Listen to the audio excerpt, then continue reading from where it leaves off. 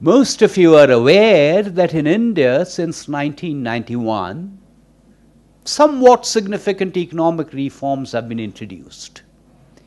Before those economic reforms were introduced, there was a lot of centralization in terms of planning, in terms of industrial policy, in terms of deciding where plants should be located. A lot of planning went on. In addition to the centralization that resulted from the British colonial legacy, there was a hangover of this centralization because of that legacy of planning. Is once upon a time, whichever political party formed the government in Delhi also tended to form the government in the states. Beginning with the second half of the 60s, and certainly now, that's not necessarily the case. And quite often you have one particular political party forming the government in Delhi, but the major states are ruled by a completely different political party. And therefore, increasingly, there is resistance to this idea of excessive centralization. There are increasingly tensions centered around what might be called center-state relations. There are certain things that are in the nature of public goods. And one can have a debate about what actually is a public good and what is not a public good. But regardless of the debate, most people would agree that certain things are probably public goods. And examples of these public goods are law and order, certain areas of physical infrastructure, rural roads, electricity generation, if not transmission and distribution, drinking water, irrigation water in the social sector, primary health centers, schools in rural areas. These are all examples of public goods. And these public goods are optimally delivered at a certain level of governance, because above that and below that you have diseconomies of scale and scope. So they are optimally delivered at a certain population size. To complicate matters a little bit, we now have a third tier of government. And that third tier of government in the rural areas goes by the name of panchayats, and we therefore have the Panchayati Raj institutions. And in the urban areas, we have the urban local bodies, which may be municipal corporations or they may be municipalities. Ideally, what ought to happen is the entire planning process ought to be completely decentralized, and one should work upwards from below. Is as a citizen, my interface with the government is typically not with Delhi. It is not even with the state capital. It is with the panchayat. It is with the urban local body. And today, to keep matters simple, essentially what has happened is those urban local bodies, the Panchayati Raj institutions, they have the responsibilities, but they do not have the rights.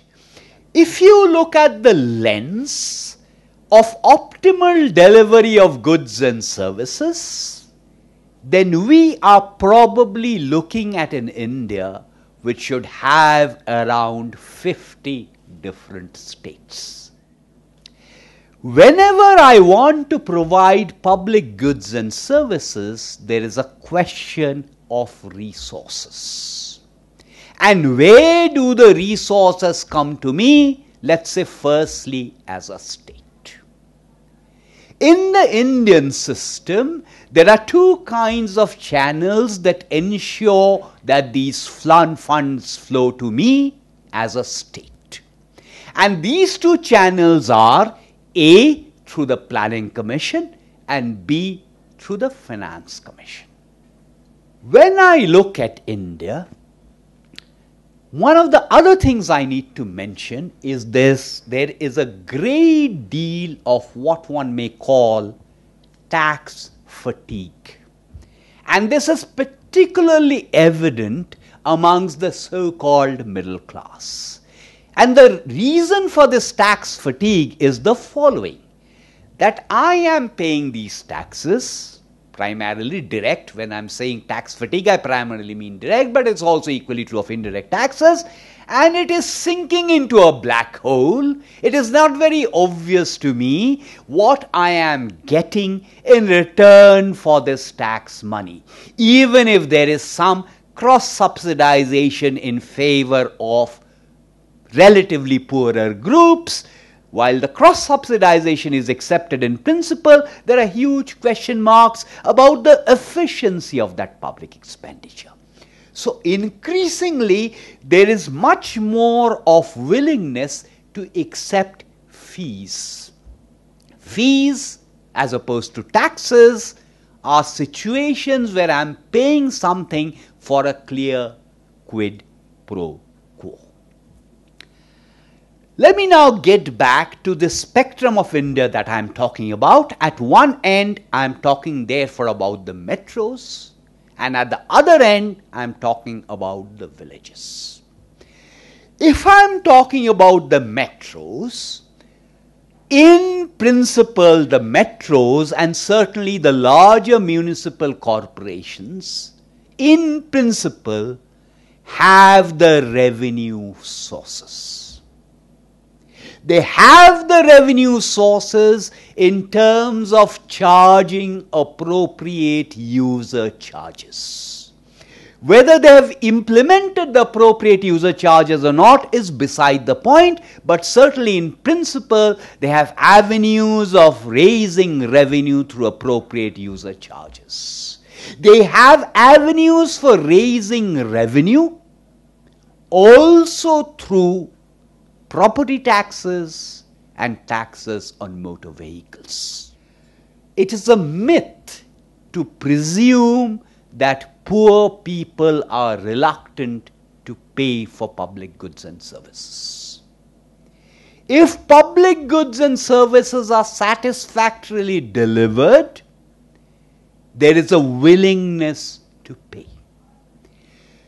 In terms of the Constitution, we have provisions for an interstate council. Simultaneously, we have a planning process and we have a National Development Council, which is chaired by the Prime Minister, and all the chief ministers are part of the process. So once a plan is implemented, it sort of that gets factored in. States in India, as I said earlier, have been often formed on linguistic grounds. They are formed on not necessarily grounds of economic rationale. Consequently, some of the larger states are extremely heterogeneous. And there are extremely backward districts within the larger states.